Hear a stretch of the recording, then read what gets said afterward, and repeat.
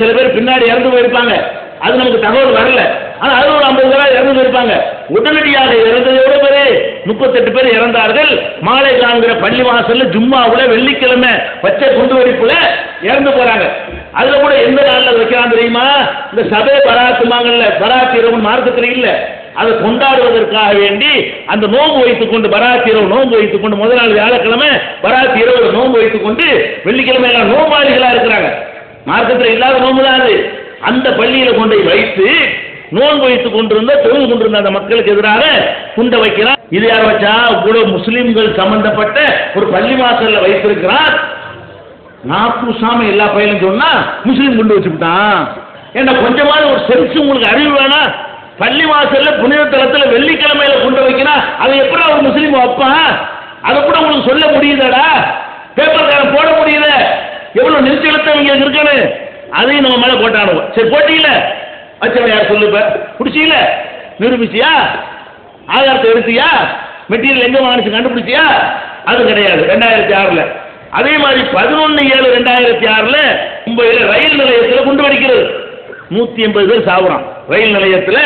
அது வீட்டின்னு நினைக்கிறேன், அந்த விக்டோரியா டெர்மினல் வாங்க இல்லையா, அங்க நினைக்கிறேன் குண்டு வெடிக்கிறது. அதுல குண்டு வெடிச்ச உடனே 180 பேர் சாவுறாங்க. உடனே என்ன பண்ணா பேப்பர்ல எல்லாம் பயங்கரம், நாட்டை உலுக்கிய பயங்கரம், முஸ்லிம் தீவிரவாதிகள் கைவரிசையா அப்படின்னு போறாங்க. அடுத்த நாள் அவன் மாட்டினா இவன் மாட்டினான் பேப்பர்ல பரபரப்பு. 180 பேரா இருக்கிறதுனால 2 நாளைக்கு பரபரப்பா டிவி மீடியா எல்லாத்தையும் பாத்தீங்கன்னா இதே பேரத்தான் இருக்கும். அப்புறம் என்ன ஆச்சு? இப்ப என்ன ஆச்சு? அவன் யார் யார் பேரெல்லாம் சொன்னியே, என்னோட இயக்கத்து பேரெல்லாம் சொன்னியே, அவனுக்கு தண்டனை வாங்கி கொடுத்தியா? குண்டு வச்சிருந்தா தண்டனை வாங்கி கொடுக்கணும், தூக்கு தண்டனை வாங்கி கொடுக்கணும்ல, ஆயிரத்தி தண்டனை வாங்கி கொடுக்கணுமா? இல்ல நிரூபிக்கணும்ல கோர்ட்ல போய். நீ பொய்யா பிடிச்சதுனால உன் நிரூபிக்க இல்லை, பொய்யா போட்டு. அப்ப இந்த கேஸை நீ கோர்ட்ல நிரூபிச்சியா? நிரூபிக்க கிடையாது. வழக்காது நடக்குதா? நடக்கவும் கிடையாது. வழக்கு ஃபெயில் நடந்துகிட்டு இருக்குதா சொல்லு பார்ப்போம். வழக்கு நடக்கவும் கிடையாது. அன்னைக்கு பிடிச்சி பேரை போட்டான், அதோட முடிஞ்சு வச்சு ஃபைலை க்ளோஸ் பண்ணி ஊத்தி மூடி வச்சுட்டான். அப்ப முஸ்லீம் தான் வச்சாங்கிற கருத்து மட்டும் அப்படி நிற்குது. ஃபைல் முடிஞ்சு போச்சு. அந்த அந்த பழியை சுமந்து கொண்டிருக்கிற அந்த சமுதாயத்தை சேர்ந்தவர்கள். அதுக்கப்புறம் 7/3/2006 காசி வாரணாசி இருக்கு இல்லையா, ஊபியில அங்க கொண்டு வைக்கிறான். அதுல 15 பேர் சாகுறான். இது காசி இந்துக்களுடைய புனித நகரம், இதுக்கு ஃபில்டர் நிறைய கொடுப்பாங்க.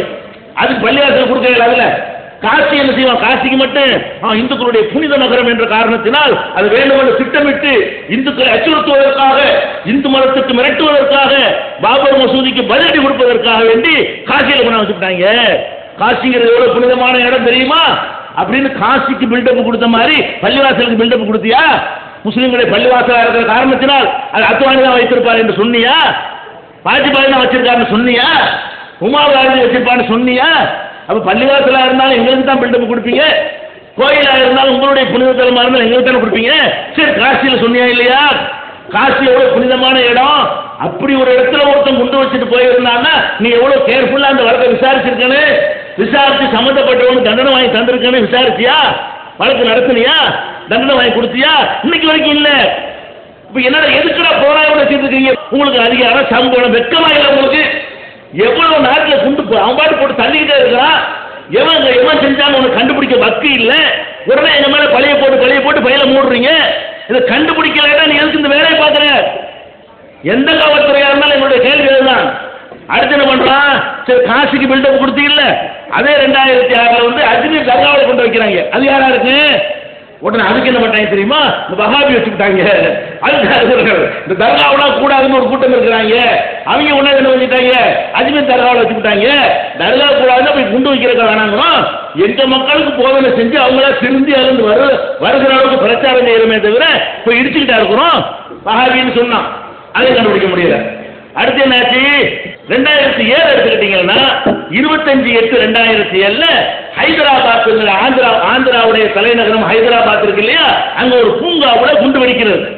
11 பேர் என்ன செய்யறான்? பூங்காவுல இறந்து போறான். அந்த அது உடனே பண்ணிட்டாங்க, பூங்காவுல இறந்தது முஸ்லீம் தான் வச்சாங்க, சிமி தீவிரவாதி கைது அப்படின்னு போட்டு விட்டாங்க. 4 பேர் பிடிச்சாங்க. அது மூத்த அவ்வளவுதான். அதுக்கு பிறகு ஃபாலோ பண்ணு கிடையாது. அதுக்கப்புறம் என்ன பண்றான்? 18/5/2007 அதே ஹைதராபாத்ல அங்க உள்ள ஒரு மஸ்ஜிதில் என்ன செய்யறான்? பள்ளிவாசல் கொண்டு வைக்கிறான். அது சும்மா வெள்ளிக்கிழமையில. அது 40 பேர் இருக்காங்க. ஹைதராபாத்ல பூங்காவுல கொண்டு வைக்கிறான். 5வது மாசத்துல 8வது மாசத்துல பூங்காவுல கொண்டு வைக்கிறான். அதே வருஷத்துல 5 ஆஸ்பத்திரியில் வச்சிருக்கிறான், பள்ளிவாசல்ல கொண்டு வச்சா 40 பேர் இறந்தாங்க. அதே மாதிரி வந்து 19/2/2007 பாகிஸ்தான் போற ரயில் இருக்குல்ல, அந்த ரயில்ல கொண்டு வச்சாங்க, 66 பேர் இறந்தாங்க, எல்லாம் முஸ்லீம் தான். இந்தியாவில இருந்து பாகிஸ்தான் ரயில் பிரயாணத்தை விட்டாங்க இல்லையா, வாஜ்பாய் இருக்கும் பொழுது அந்த ரயில்ல பிரயாணம் பண்ண போற மக்களை வந்து குண்டு வச்சு கொண்டாங்க, அதுல இறந்தது பூரா முஸ்லீம், 66 பேர். ஆனா குண்டு வச்சது முஸ்லீம் விட்டான். குண்டு வச்சது யாரு?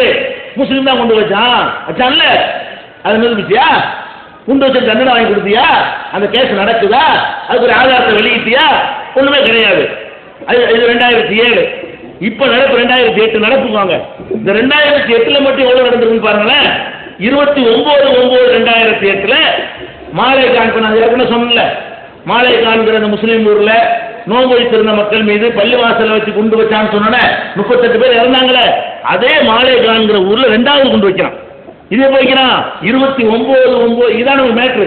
இதுலதான் இப்ப மாட்டிக்கிறாங்க எல்லாரும், பொறி மாட்டி வரிசையெல்லாம் வரிசையா சிக்கிக்கிட்டு வருது.